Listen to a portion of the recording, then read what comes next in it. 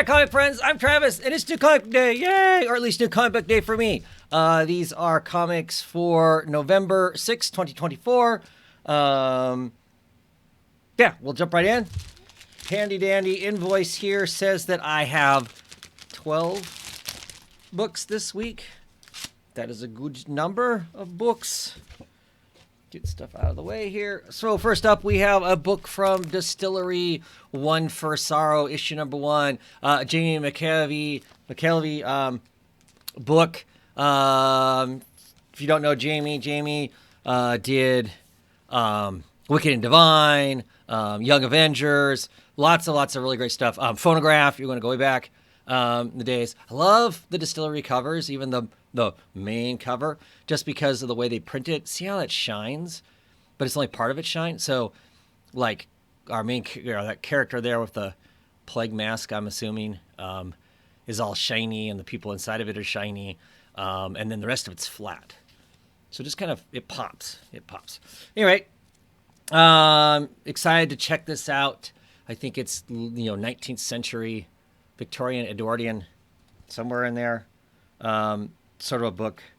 I think there is going to be mystery and intrigue. Looks like we've got some seances going on and some good stuff like that. So I look forward to checking it out. I have not actually read anything that Jamie has written. I know that he wrote like a what if Captain America, right? Where Captain America was Carter. So that'd be cool. Anyway, so I'm looking forward to checking that out, seeing what that's gonna all be about. I guess I've become a Distillery fan. I don't have to participate in the digital aspect of the stuff. I screwed up, and somehow during the whole, I'm not sure if I'm going to be able to get Distillery books or not with the people who I buy my books from. I missed Life number 2, and I really, really like Life number 1. So I have to figure out, can I get Life number 2 somewhere? Not on the digital platform, though. Anyway, let's jump into the rest of the books. Oh, wow. Had no idea what I'm getting this week.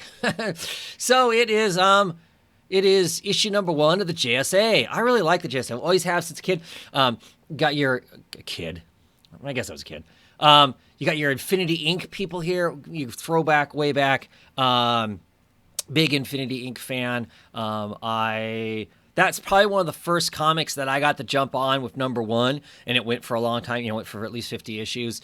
Really like those superheroes, like the Earth 2 stuff, like the Earth 2 versions of our other characters. So we're kind of getting this here. I don't know how the story plays. I have no idea. I'm apprehensive because, of course, Jeff Lemire. Let's see what happens. I know a lot of people are big fans, and I love his stuff too. He abandons stuff, and it frustrates me the way he abandons stuff sometimes. So looking forward to checking this out. Diego Ortegi on art. I don't know. I don't know if that's who's doing I think that's who did the cover. I'm just really excited. I dig these. Like I said, I dig these characters. Got a lot of nostalgia for them. So I am going to. I'm going to jump in and see what's going on. Just opening some splash pages there makes me pretty excited. I'm just looking forward to seeing. I don't know. Like I said, I don't know, what Earth this is. Any of that kind of stuff as far as how that's playing out. I don't know if how the absolute stuff, if it affected everything or if the absolute stuff just created that absolute universe. I'm just not 100% sure on that aspect of it because I haven't been diving as hard into every move that these companies make that I used to back in the day. But clearly it is a superhero Big 2 comic. The chances of it completely losing me are slim to nil. So check it out. Except for that. Ooh. What do we got? 70? Issue 70 of Saga. Squire. What's going on with Squire? Should be an interesting issue. I would guess there's going to be trauma involved. We'll see. Sometimes the cover's got nothing to do with anything that's going on inside. But always enjoy Saga. Strangely does not have the power that it used to have, I don't think. But I still really enjoy Saga. Oh, another one. I bought a metric ton of the new DC comics. I wasn't planning on it, but then there was just too much stuff. I'm like, I want to check that out. So here we've got the new Batgirl. Casey Kane is on. Cassandra Cain is Batgirl. I think she's going to be doing some rumbling with Shiva. So I'm looking forward to checking that out and whatnot. I really like that cover. Like her painted version of her there. Kicking butt. Tate Bombell doing writing. Miyazawa doing art. No idea. Let's open it up and look. We got nothing but time. You got nothing but time. See what's going on inside. There we are. There's Lady Shiva. Yeah. I'm just looking forward to checking out. I'm curious to see how they play this uncommunicative character who really isn't. She's not going to waste a bunch of words if she doesn't need to waste a bunch of words. So, yeah, looking forward to checking out. I don't know how long I'll stay on a lot of these books, but I want to see what they have to say. What's going on with the DC All In, which I clearly am all in. And I don't know if I've talked about it before. Super stoked to have the Bullet back. That's my era of DC logos. Excited for it. And then we have Birds of Prey, issue number 15. I enjoyed last issue. I'm curious to see, we got this new team, see how it works out. It looks like, I don't know, is Grace Choi actually going to be in it? So we'll see. Yeah. Something's killing the children. This is the 0 issue, I believe. Yeah. So this is a 0 issue. Look at that. She's threatening a wagon because, of course, if you know the world, the wagon could be a threat. I believe this is kind of set pre where all this stuff happens, and kind of puts us as to how she got where she's at in that last thing. Not 100% sure on that, but as always, looking forward to checking out. I really like the main title. Ooh, book I've been really, really liking. Plastic Man No More. This is issue 3 as Plastic Man struggles to make a bomb using plutonium from the Metal Men, hoping that a big enough boom will freeze his molecular structure so he doesn't melt away, because literally he is falling apart. He wears a bag on one of his hands because that hand is like dripping away. What's curious is I don't think since the first issue we've seen what's happened to the drippings, because the drippings actually showed something was going on. So just really, really digging the book. It is a very interesting take. You got the slapstick of Plastic Man, but leveled in a way that everyone's laughing, but probably everyone shouldn't be laughing, which I really dig that. I really like that sense of stuff. So I'm really enjoying it. Cantwell's writing a great book. Lenz's art has been great on it too. I think Edgar's the other artist on it, because when he is hanging with the Justice League, it looks more like the Super Friends cartoon. So they have two different artists for those two aspects, which has been really, really good. Really been digging that aspect of it. And then we get Cruel Universe. This is issue 4? Great cover. These have been fun. Nothing earth-shattering and whatnot, but just these little anthology of twisted sci-fi tales, basically kind of Outer Limits or Twilight Zone-esque sort of stories. And so it has been fun. I can't remember. I don't think there's too many more issues. I think it was going 4 or 5, if I remember correctly. Let me see if my invoice tells me here. Yeah, 1 more issue. 5 issues. So it's been fun. It's been a fun anthology. Ooh. The Sacrificers. Issue 12. And we've got Max back on art. I'm excited for that. So this is No Light Beyond, part 1 of 4. Going out and looking for the daughter, I would assume.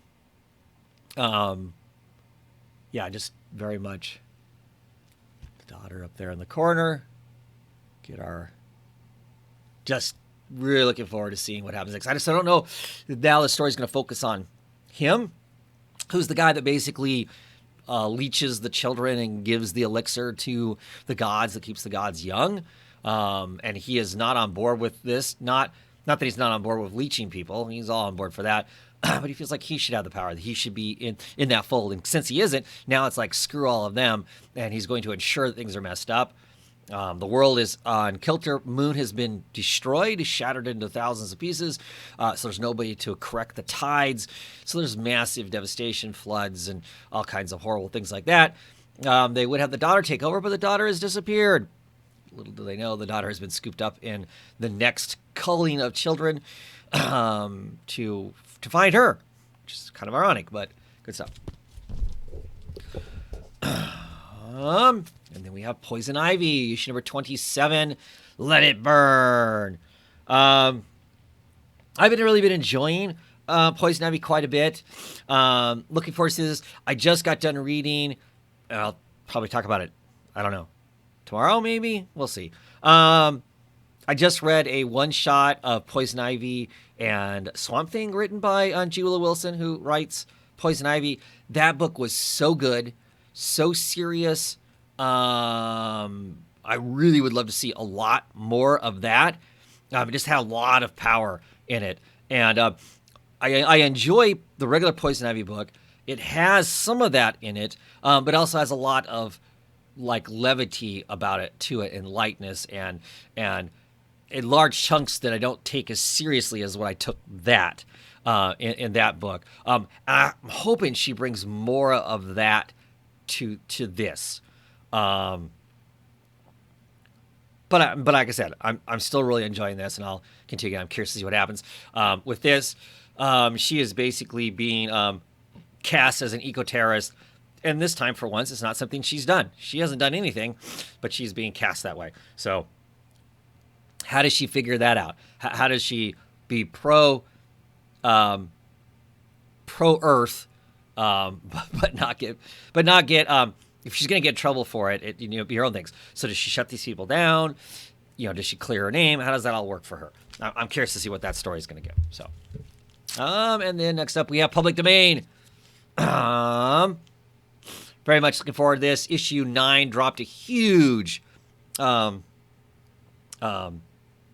explosion on our cast of characters, or at least a couple of them. Pretty serious. Really, really love it. Really, really love the kind of slice of life of this, and then having to do with comic books and kind of behind the scenes of comic books. And I find that all interesting and whatnot.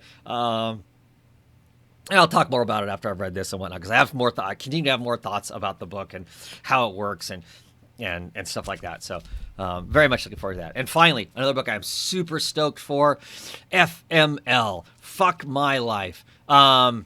Issue number 1 by Dark Horse Comics, written by Kelly Sue DeConnick, David Lopez on art there. I think Chris Peters is the colorist, and we know that Clayton Cowles is the letter on the book. Seen bits and pieces of this, really excited to read it. David Lopez spent the entire month of October, if you follow him on social media, on Blue Sky, every day he would do a panel of our cast of characters basically deciding they're going to go trick-or-treating. Doing that instead of doing the Inktober thing, which has kind of been taken over and stuff. So he just kind of a quick, and there was just lots of fun. If that's remotely what the characters are like, I'm super stoked. He also, when the comic first was announced, he did like a 2-page comic on the cast of characters talking about how do you go and get a comic book? How do you go and subscribe to a comic book to ensure that you're going to get it all the time? And it was fabulous. It was fabulous. And like I said, once again, I believe written in character. I love the characters already, and I haven't even picked up the first book. Very excited to check this out. Set in Portland. There's Mount... probably can't see it. There's Mount Hood in the back. My camera, too much bright lights. There's Mount Hood in the background back there. Yeah, excited. I don't live in Portland, but I travel to Portland quite a bit. Oh, hey, look at that. It's a wraparound cover. What's the sinister crap on the back?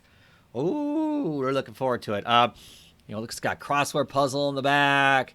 It's got some top picks for some people. I am just, like I said, I am just super stoked to check it out. That's it. I'll be back. I'll be back with more videos. I am behind. And I've decided instead of just not doing it, I'm going to get caught up, whether you watch it or not. Anyway, thanks for watching. Catch you next time.